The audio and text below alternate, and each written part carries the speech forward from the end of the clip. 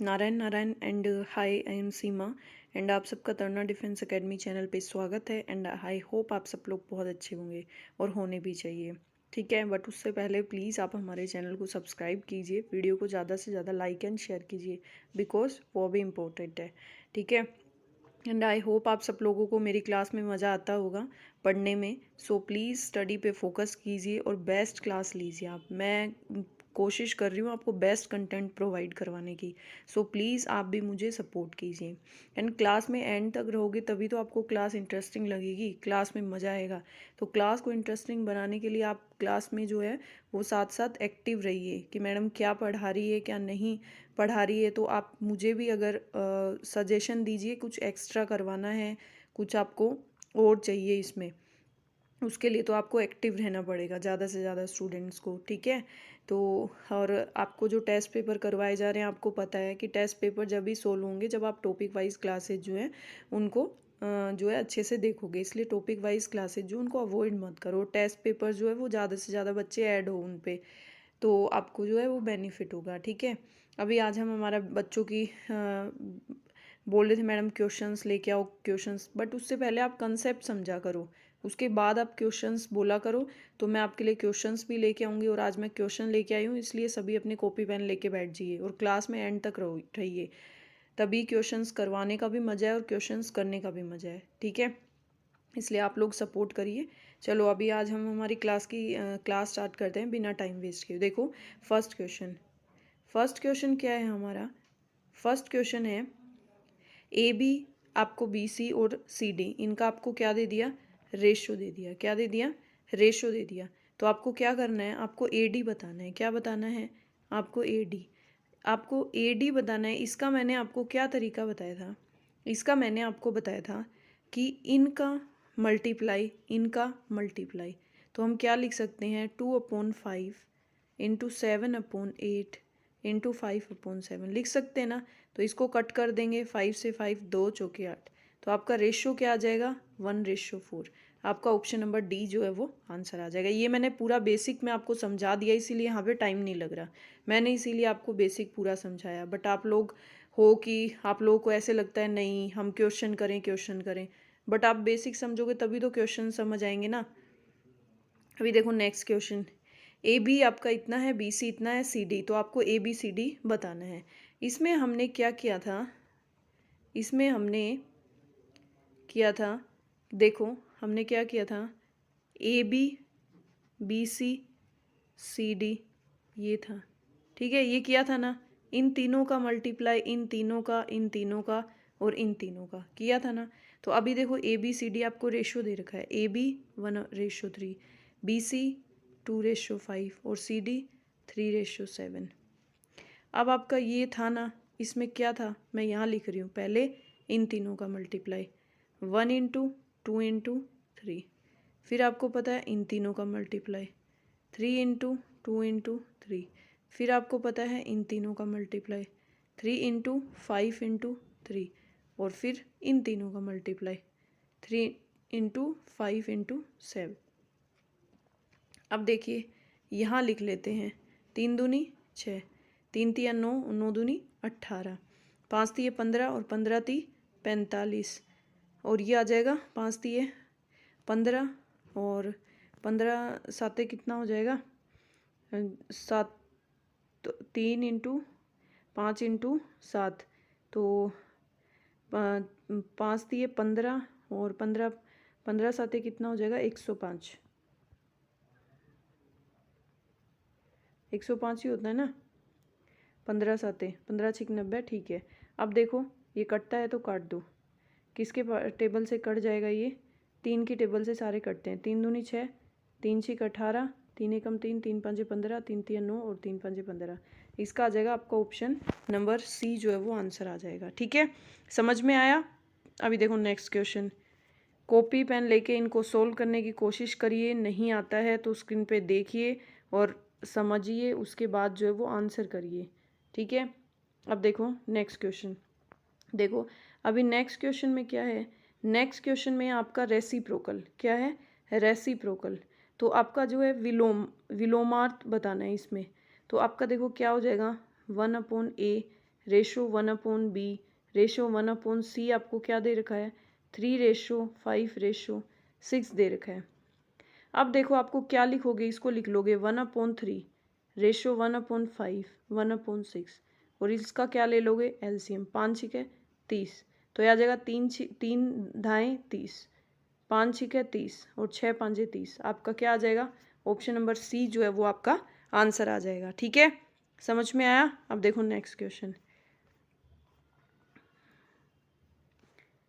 Next question देखो अब आपको दे रखा है एक्स वाई और जेड का अनुपात दे रखा है और आपको दे दिया x/y y/z और z/x जो है वो बताना है आपको। ठीक है, अब ये कैसे बताओगे आप देखो x/y तो x/y की जगह क्या लिख लोगे 1/2। अब y/z आपका क्या है 2/3 और z/x क्या है 3/1। अब देखो इनका क्या ले लोगे आप एलसीएम। 3 दूनी 6 तो 2 तिया 6 3 दूनी 6 2 दूनी 4 और 1 छिके 6 तो 3 छिके 18। इसका आंसर क्या आ जाएगा ऑप्शन नंबर बी। ठीक है, ये रेशियो में इसी टाइप के क्वेश्चन आते हैं बट मैं आपको सारे टाइप के क्वेश्चन करवा रही हूँ रेशियो में ताकि आपको एग्जाम में कैसा भी क्वेश्चन आ जाए तो आपको दिक्कत ना आए। देखो अब देखो इसमें आपको ए बी क्या दे रखा है बी सी दे रखा है सी डी दे रखा है। आपको निकालना है ए बी सी डी। ठीक है, बट उससे पहले आपको ए बी बी सी और सी डी की वैल्यू चाहिएगी ना, लेकिन ये तो आपको अनुपात में वैसे दे दिया बट्टे में। हम क्या करेंगे इनका देखो क्रॉस मल्टीप्लाई कर लेंगे। क्या करेंगे या तो आप एलसीएम ले सकते हो या क्रॉस। एलसीएम लोगे तो आपको ज़्यादा टाइम लगेगा तो हम यहाँ क्या कर लेंगे क्रॉस मल्टीप्लाई। 8 एकम 8 और 2 तिया 6 3 एकम 9 एकम 9 और 3 5 15 4 5 20 और 6 तिया 18।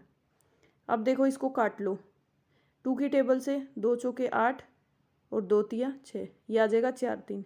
ये 3 से कट जाएगा 3 तिया 9 और 3 5 15।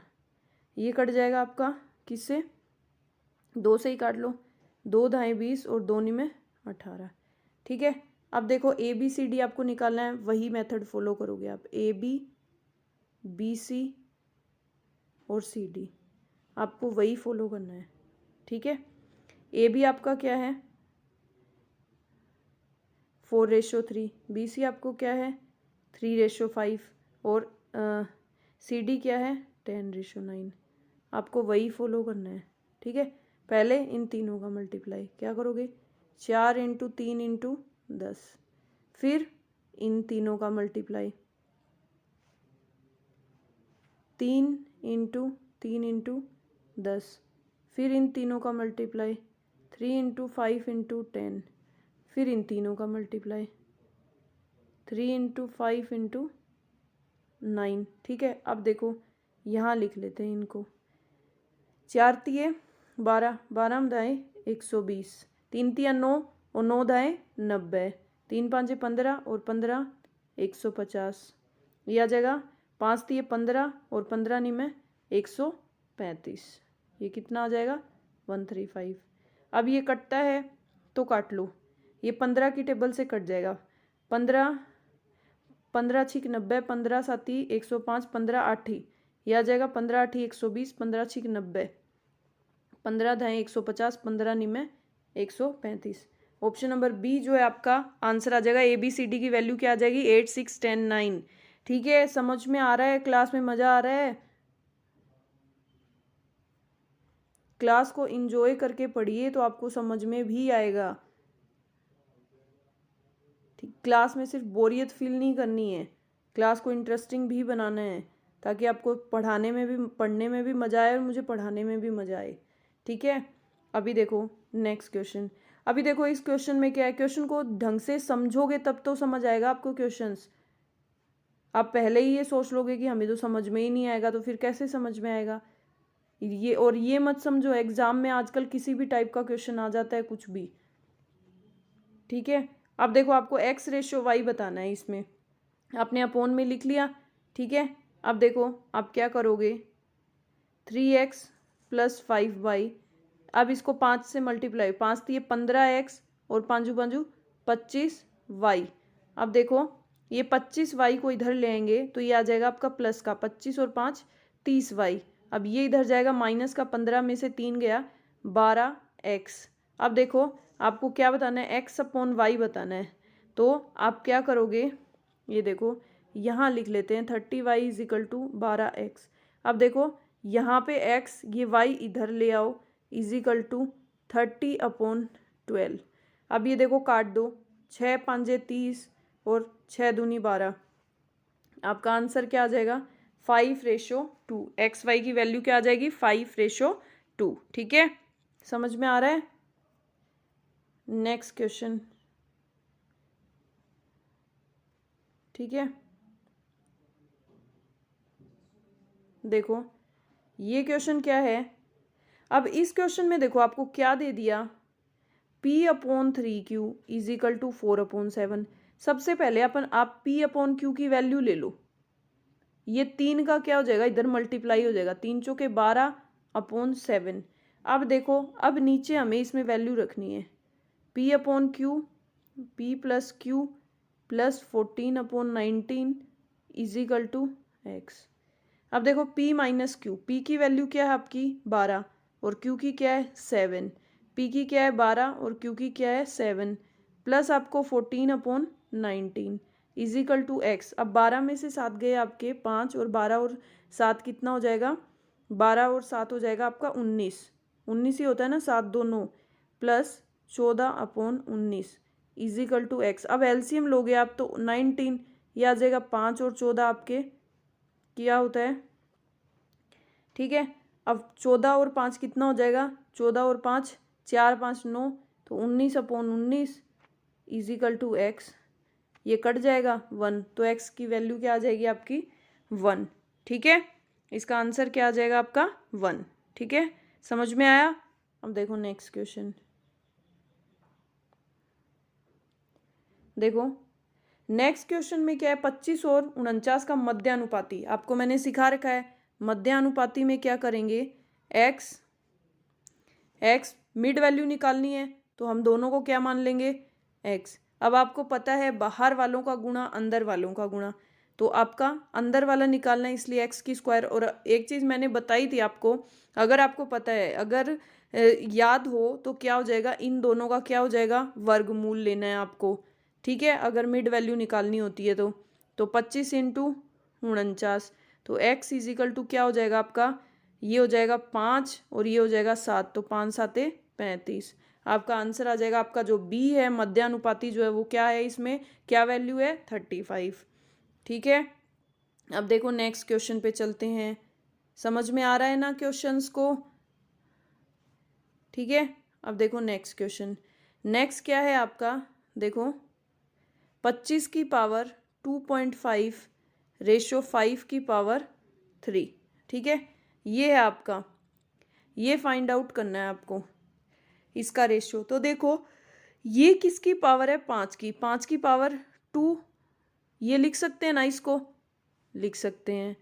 ये तो 5 की पावर 3 है, मतलब ये क्या है 5 की पावर 3, मतलब ये बट्टा हो गया ना, यहाँ पे ये ऐसे हो गया ना 5। अब ये कितना हो गया, 2.5 को 2 से मल्टीप्लाई करोगे तो कितना हो गया, 2.5 2.5 5 5। इसको ऐसे लिख सकते हो ना, 5 की power 3 is equal to x, लिख सकते हो ना, है ना। तो देखो 5, अब आपको पता है जब डिवाइड में होती है तो आप क्या कर देते हो, पावर माइनस हो जाती है, इज इक्वल टू एक्स। 5 की power 2 is equal to x, तो ये क्या आ जाएगी, एक्स इज इक्वल टू क्या आ जाएगी आपकी 25। क्या आ जाएगी, ऊपर जाएगी ना 25 और नीचे इसके क्या आ जाएगा 1, तो आंसर क्या हो जाएगा 25/25 रेशो 1। ठीक है, समझ में आया। अब देखो नेक्स्ट,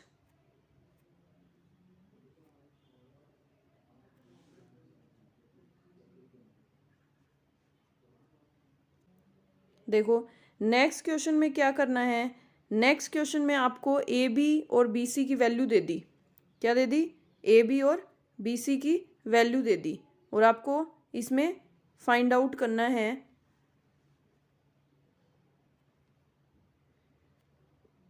देखो इसमें आपको क्या फाइंड आउट करना है, इसमें फाइंड आउट करना है ए प्लस बी और बी प्लस सी। ठीक है, क्या फाइंड आउट करना है, ए प्लस बी और बी प्लस सी। तो ए प्लस बी क्या हो जाएगा 2/3। नहीं सॉरी, पहले इसमें आपको क्या निकालना पड़ेगा, ए रेशो बी, बी रेशो सी। इस तरह से आपको क्या निकालना पड़ेगा, ए बी सी की वैल्यू निकालनी पड़ेगी। तो 2/3 और 4/5। ये मैंने आपको बता रखा है। इन दोनों का मल्टीप्लाई 2 चौके 8, इन दोनों का 3 चौके 12, इन दोनों का 3 पंजे 15। तो 3 ये कटेगा किसी से, 8 12 और 15 नहीं कटेगा। अब देखो ए की वैल्यू 8, बी की वैल्यू 12। अब देखो बी और सी, बी की वैल्यू 12 और सी की वैल्यू 15। ठीक है, 12 और 8 20, 15 और 12 कितना हो जाएगा 12, 12 24, 25 26 27। आंसर आ जाएगा ऑप्शन नंबर सी 20/27। ठीक है, कभी 27/20 मत कर देना, 20/27 आएगा। ठीक है, अब देखो नेक्स्ट क्वेश्चन नंबर 11। ये दिख रहा होगा, थोड़ा सा मेरे को छोटा करना पड़ रहा है क्योंकि इसके फिर आपको ऑप्शंस नहीं दिखेंगे। ठीक है, ये बोल रहा है 1470 रुपये को पी क्यू तथा आर के बीच बांटा गया है। यदि पी का भाग क्यू तथा आर के संयुक्त भाग का 3/4 है तो पी का को प्राप्त होगा। ये बोल रहा है 1470 रुपये, उसको पी क्यू और आर तीनों को बांटा। तो ये बोल रहा है पी का भाग क्यू और आर के संयुक्त भाग का, ध्यान से समझना, संयुक्त भाग का 3/4 है। अब देखो P का भाग Q और R के, तो Q और R का आप दोनों मिला के, आपको कुछ नहीं दे रखा तो आप मान सकते हो कि Q और जो R का है दोनों का मिला के कितना भाग है 100 है। ठीक है, अब आपको निकालना किसका है, आपको P का। तो मतलब आपको बोला है Q और R के भाग का, आपने ये अज्यूम किया है, तो Q और R के भाग का कितना है 3/4। तो ये क्या हो जाएगा 3/4। तो इसको काटेंगे तो कितना आ जाएगा 25। तो 25 दिया 75।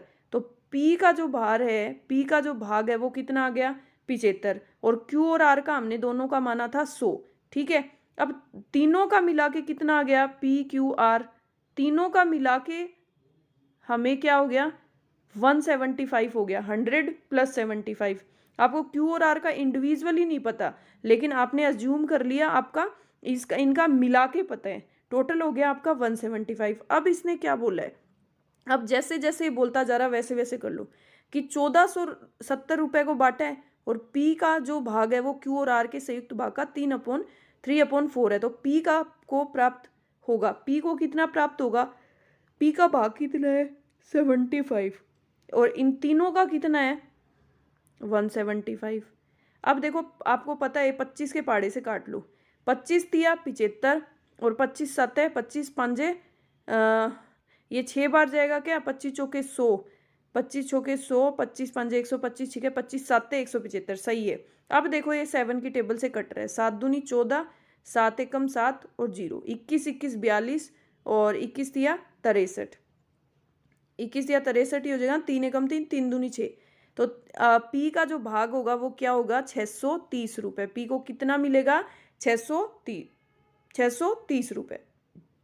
समझ में आया था ना, ये मैंने आपको समझाया था, इसीलिए कल जो कंसेप्ट था मैंने उसमें करवाया था ये, ताकि आपको समझ में आ जाए। ठीक है, अब देखो नेक्स्ट क्वेश्चन, ये भी थोड़ा सा मेरे को छोटा करना पड़ रहा है ताकि आपको सारे ऑप्शन दिखें। देखो अब क्या बोला जा रहा है इसमें, एक कॉलेज में कला और वाणिज्य संकाय में विद्यार्थी क्रमशः 4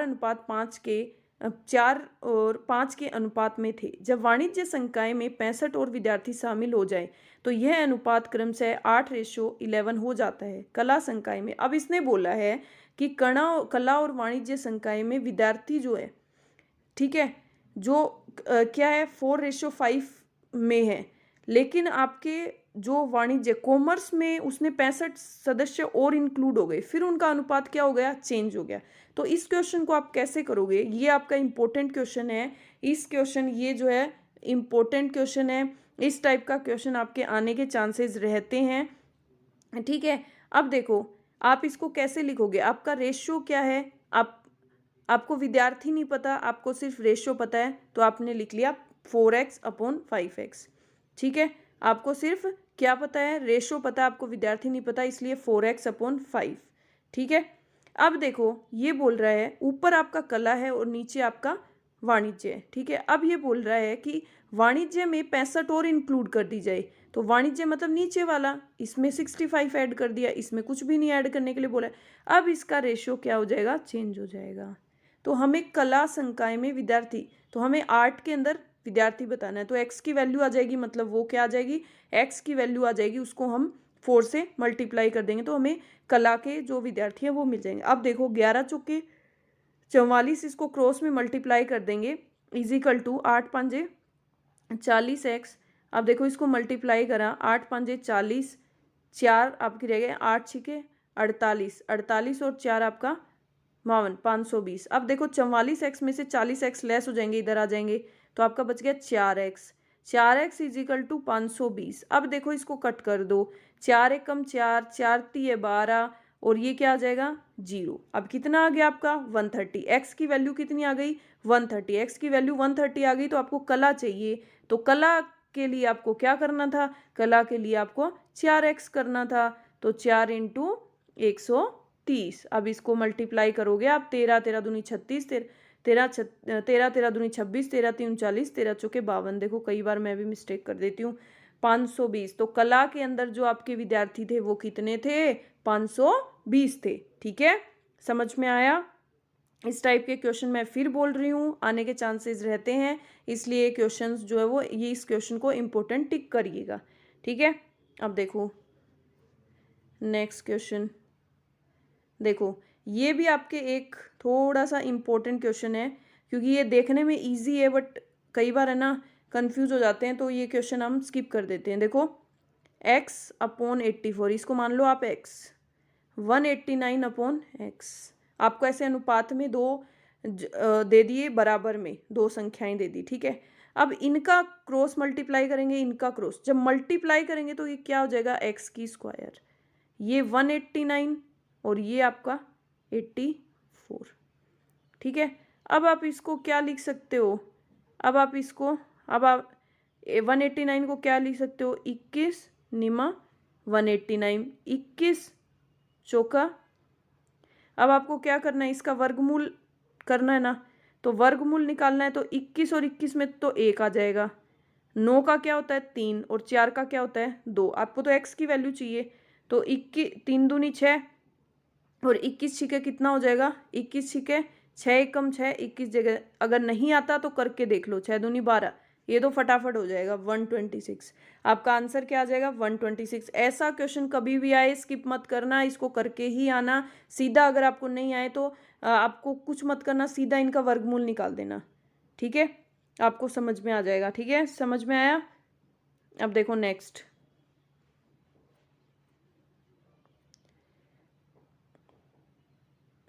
अब सारे मैं मज़ेदार क्वेश्चन करवाए हैं आज आपको, इसलिए आज क्लास जो है वो लास्ट तक देखो। एक स्कूल में लड़कों की कुल संख्या लड़कियों की कुल संख्या से 15% अधिक है। ठीक है, लड़कों की कुल संख्या लड़कियों की कुल संख्या से, स्कूल में कुल लड़कों का कुल लड़कियों से, लड़कों का लड़कियों से अनुपात बताना है, बॉयज़ का गर्ल्स से बताना है। ठीक है, तो इसने बोला है जो लाइन बोलता जाए ना वैसे वैसे शॉर्ट में करते जाओ। एक स्कूल में लड़कों की कुल संख्या लड़कियों की कुल संख्या से 15% अधिक है, तो लड़कों की मान लो, लड़कियों की मान लो 100, तो क्या हो जाएगा, लड़कों की क्या है 15% अधिक है, तो 100 का 15% कितना होगा 15, तो कितनी हो जाएगी 115, 115 हो जाएंगे। अब इसको काट लो, ये आ जाएगा 5 की टेबल से, 5 दूनी 10, बच गया 5 दिए 15, ये कट जाएगा 20 बार। लेकिन आपको क्या चाहिए, ये आपकी गर्ल्स हैं, ये आपकी बॉयज़ हैं, आपको क्या बताना है, बॉयज़ और बॉयज़ से गर्ल्स का बताना है। तो बॉयज़ का 23 और गर्ल्स का 20, इसलिए इसमें कंफ्यूज मत हो जाना, आंसर ये आएगा आपका 23:20। ठीक है, 20 स्कूल में कुल लड़कों का कुल लड़कियों से, यस यही आएगा 23:20। ठीक है, समझ में आया। अब देखो नेक्स्ट क्वेश्चन, नेक्स्ट क्वेश्चन क्या है आपका, देखो आज का लास्ट क्वेश्चन, और नेक्स्ट क्वेश्चन जो है वो इम्पोर्टेंट है ये भी क्वेश्चन, इसलिए इसको भी इम्पोर्टेंट टिक करिए। जो ये एक धातु में तांबा तथा जिंक 9:4 के अनुपात में है। 24 किलोग्राम तांबा के साथ जिंक की कितनी मात्रा पिघलानी पड़ेगी। ये बोल रहा है कि धातु में तांबा और जिंक कितना है 9:4। ये क्या हो गया आपका तांबा और ये आपका क्या हो गया जिंक। अब ये बोल रहा है 24 किलोग्राम तांबा मतलब आपको क्या दे रखा है तांबा। 24 किसकी वैल्यू है तांबे की। अब आपको पूछा है जिंक की कितनी मात्रा जो है वो पिघलानी पड़ेगी। तो जिंक का क्या है आपका जिंक का रेशियो कितना है 4। तो यहाँ क्या लिख देंगे 4। अब देखो कटता है 3 तिया 9 3 आठे 24। अब कटता है नहीं कटता तो 8 चौके 32 अपॉन 3। अब देखो इसको कर दो 3 में 27 सॉरी 3 दाएं 30 पूरा ही चल जाएगा इसमें। तो 3 दाएं 30 बच गया कितना 2 और नीचे कितना 3। तो ये जिंक की कितनी मात्रा पिघलानी पड़ेगी 10 सही 2/3 किलोग्राम। आंसर क्या आ जाएगा ए। ठीक है, अभी आज के सारे क्वेश्चन हो गए हैं एंड आई होप आपको क्लास इंजॉयबल लगी होगी एंड क्वेश्चंस भी समझ में आए होंगे और आपको जो है पढ़ने में मज़ा आ रहा होगा। सो प्लीज़ इसीलिए क्लास में एंड तक बने रहिए एंड क्लास को जो है हर टॉपिक को क्लियर कीजिए। आप क्लियर करोगे तभी तो नेक्स्ट टॉपिक लेके आऊँगी, उसमें मज़ा आएगा आपको धीरे धीरे। एंड आप अब ज़्यादा से ज़्यादा क्वेरी कीजिए, मैं आपकी क्वेरीज़ का आंसर करूँगी। एंड आपको कोई भी क्वेश्चन से रिलेटेड कुछ भी प्रॉब्लम है तो आप कमेंट सेक्शन में मुझे कमेंट कर सकते हैं। मैं आपकी हर क्वेरी का कोशिश करूँगी कि आपको हर क्वेश्चन का मैं आपको सॉल्यूशन दे सकूँ। ठीक है, so thank you so much. कल फिर मिलूँगी आपको इसी टाइम पे। Bye bye. मेरी वीडियो इतनी पसंद करने के लिए और मेरे पढ़ाने के तरीक़ों को पसंद करने के लिए thank you so much. Bye bye.